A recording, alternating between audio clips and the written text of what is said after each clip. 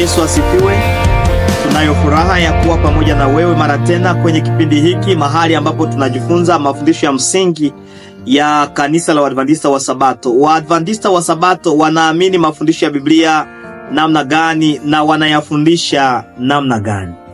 Wanaamini mafundisho ya Biblia namna gani na wanayafundisha namna gani? Leo nikukaribishe kwenye somo la 26 na somo nzuri inayosema la mort et la résurrection. Kifo na ufufuo. Kwenye somo hili la leo utazungumzia vitu karibia 4. Jambo la kwanza utazungumzia la nature de la mort. Okay? Asili ya kifo. Utazungumzia pia où vont le corps et l'esprit à la mort.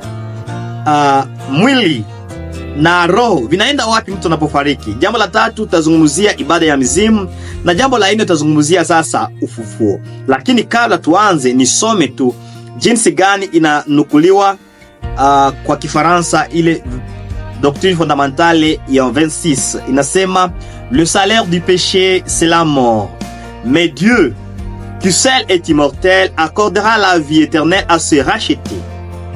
En attendant, la mort est un état d'inconscience pour tous. Quand le Christ, qui est notre vie, paraîtra, le juste est ressuscité, et le juste encore vivant lors de sa venue seront glorifiés et enlevés pour rencontrer leur Seigneur. Et la seconde résurrection, celle de reprouver, aura lieu 1000 ans plus tard. Ni hivyo ndivyo inazungumziwa.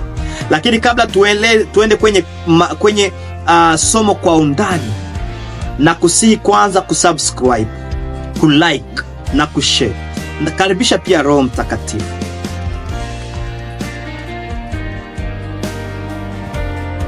Ndio, tunakushukuru Yesu Kristo kwa kuwa uko pamoja nasi, na asante kwa Roho wako Mtakatifu kutuelewesha.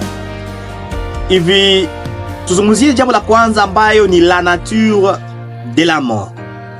Asili ya kifo. Hapo tukijibia kwa swali alosema que dit la Bible au sujet de la condition d'une personne morte. Biblia inazungumza nini kuhusu hali ya mtu ambaye amefariki?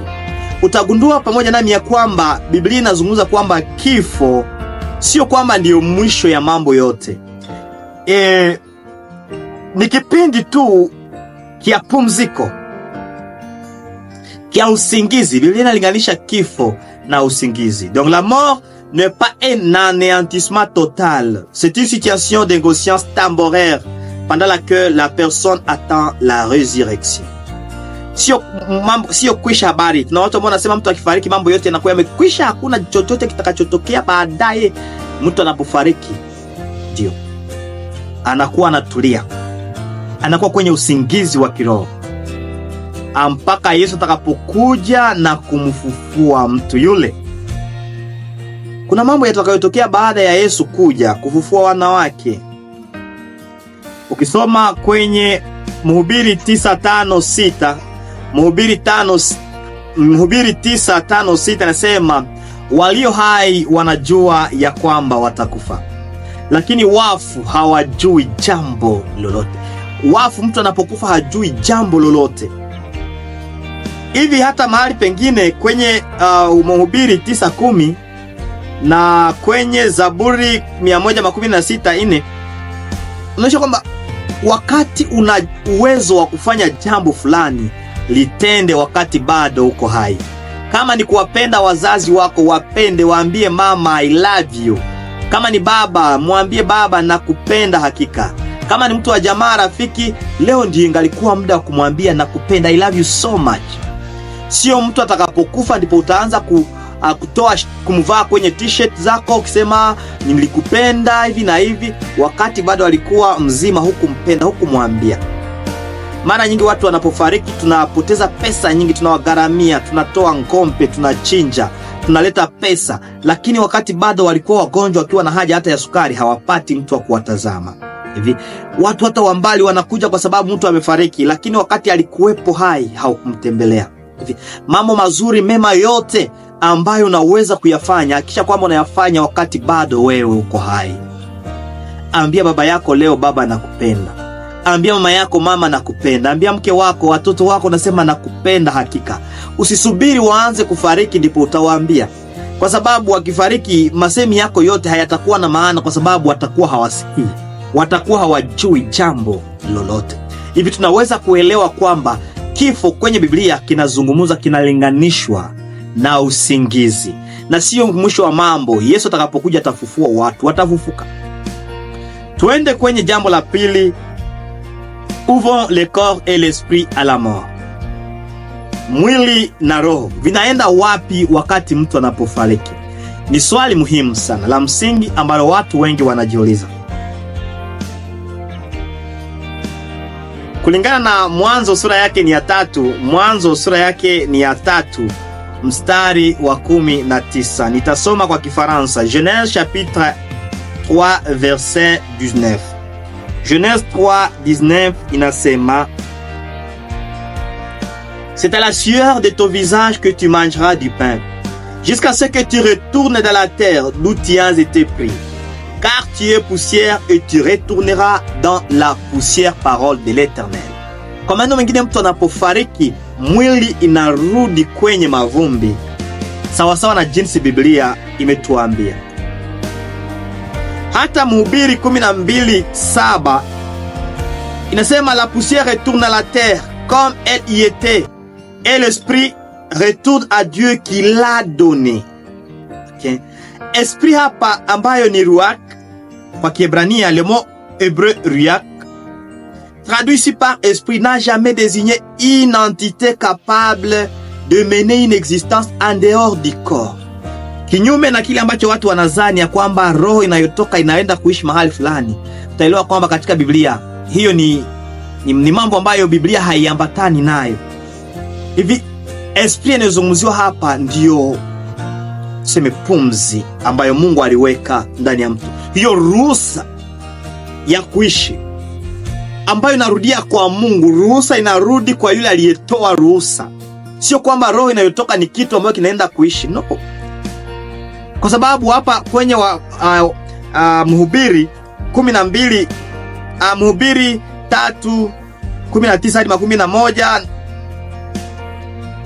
hapo inalinganishwa pumzi mojelea ya mtu inalinganishwa na pumzi ya mnyama. Hivi kama ya mtu inaenda ishi mahali fulani, ya nyama inaenda ishi wapi? Lakini elewa kwamba ni ruhusa tu ambayo Mungu alitolea mtu, anasema uishi, na mtu anakuwa. Okay? Hiyo pumzi inarudi, ama hiyo roho inarudi kwa yule aliyeitoa, sio kwamba ni kitu fulani ambayo kinaenda kuishi sehemu fulani.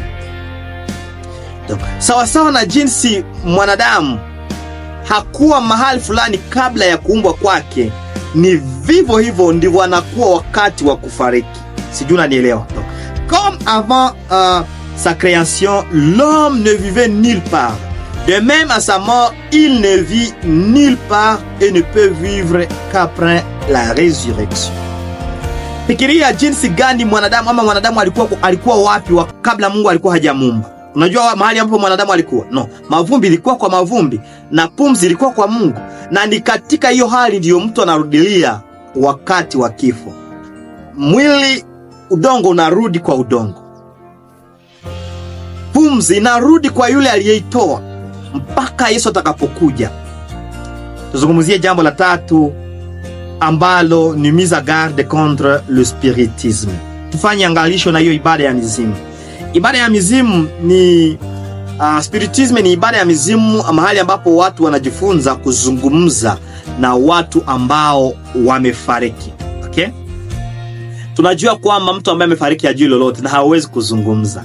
Lakini shetani, kulingana na Wakorintho wa 2:11-14 hadi 15, ana uwezo wa kujifanya hata malaika wa nuru. Hivi unajiuliza, kwa nini nimuone mtu ambaye alikufa nimemuona? Sio kwamba yeye umemuona, ni shetani ndiye amejivika mwili wa ule. Kumbuka kwamba hapo mwanzoni Mungu alisema ukila tunda utakufa hakika. Na hakika tuko tunakufa. Shetani akasema hutakufa. Hivi wale wanaosema kwamba mtu anapokufa naenda ishi mahali fulani, wanakuwa ni wajukuu wa shetani. Hapo kwenye shamba la Edeni alipoambia watu ya kwamba mtu akila tunda hakika hatafariki. Walawi 19:31 inasema, ne vous tournez point vers ceux qui évoquent les esprits. Tunakatazwa kuzungumza na wafu. Tunakatazwa kukaribia watu wanaozungumza ya kwamba watazungumza na wafu. Kumbukumbu la Torati 18:10 hadi 11. Yale yote yanakatazwa. Hivi ndugu mpendwa, ni lazima ugundue ya kwamba unapokufa unalala usingizi mpaka Yesu atakuja. La muhimu ni kufa katika Yesu Kristo, kwa sababu kifo kia mtu anayekufa kwenye Yesu, ndani ya Yesu, Yesu atakapokuja atamfufua. Tuzungumzie la resurrection. Ndio watu wote wanaogopa kifo. Tunaogopa kifo. Lakini kuna matumaini kwa wale ambao watampokea Yesu na wanampokea. Je, ni kusudi lako mpokee Yesu leo ili atakapokuja upate kufufuliwa? Ayubu 14:13 hadi 15 na 19:15 hadi 19 na Zaburi ya 49:16 na 73:24 Zaburi na Isaya 26:19. Yale yote yanatoa matumaini kwa ufufuo. Hata Yohana 5:18 hadi 19 nasema, ne vous étonnez pas de cela, car l'heure vient où tous ceux qui sont dans les sépulcres attendront sa voix et sortiront.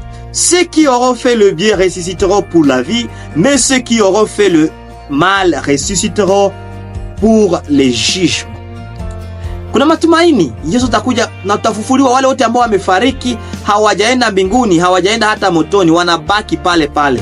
Sasa siku Yesu atakapokuja, kama ulikuwa tenda mema, ulikuwa umepokea Yesu, utafufuliwa kwa ajili ya kwenda mbinguni na kupata uzima wa milele. Lakini kama wewe ni mwovu, utafufuliwa kwa ajili ya kwenda motoni. Acte 24:15, Apocalypse 24:6. Nafurahia inayosema heureux et saints ceux qui ont part à la première résurrection. La seconde mort n'a point de pouvoir sur eux, mais ils seront sacrificateurs de Dieu et de Christ, et ils jugeront et ils régneront avec lui pendant 1000 ans. Watakatifu watapaa na Yesu mbinguni. Je, ni kusudi lako kuwa miongoni mwa wale watakatifu watakaopaa na Yesu mbinguni, watakaofufuliwa kwa ufufuo wa kwanza, sio ufufuo wa pili? Ufufuo wa kwanza ni wa watakatifu na ufufuo wa pili ni wa waovu. Wewe unakusudia kumpokea Yesu na kumkabidhi maisha yako? Wewe ndugu, kijana kama mimi, msichana, baba, mama, ningalitamani umpatie Yesu, mpokee Yesu leo katika maisha yako, ili hata ukifa wakati wowote, kwa sababu hatujui siku, uwe miongoni mwa wale watakaoenda mbinguni, watakaofufuliwa kwa ufufuo wa kwanza. Kinyume ya pale, waovu watafufuliwa kwa ajili ya kwenda motoni. Sitaki uende motoni, hata Yesu pia hataki. Ndio maana alikufa kwa ajili yako. Mkabidhi maisha yako. Tuombe. Baba wetu mpendwa, tunakupenda sana kwa wingi wa rehema zako. Asante kwa somo nzuri la kutuonyesha kwamba kifo ni usingizi, na kwamba wanaokuogopa na wanaoishi kulingana na mapenzi yako watafufuliwa kwa ufufuo wa kwanza. Tupatie neema na mtazamaji kufufuliwa kwa ufufuo wa kwanza, ama kama utatukuta tuko hai, tuwe tunaishi yaliyo mapenzi yako. Katika jina la Yesu Kristo, amina. Mungu akubariki. Ndugu, usikose kusubscribe, kulike na kushare. Na kukaribisha kwenye somo lijalo linalosema le 1000 ans et la fin du péché, miaka 1000 na mwisho wa dhambi. Karibuni.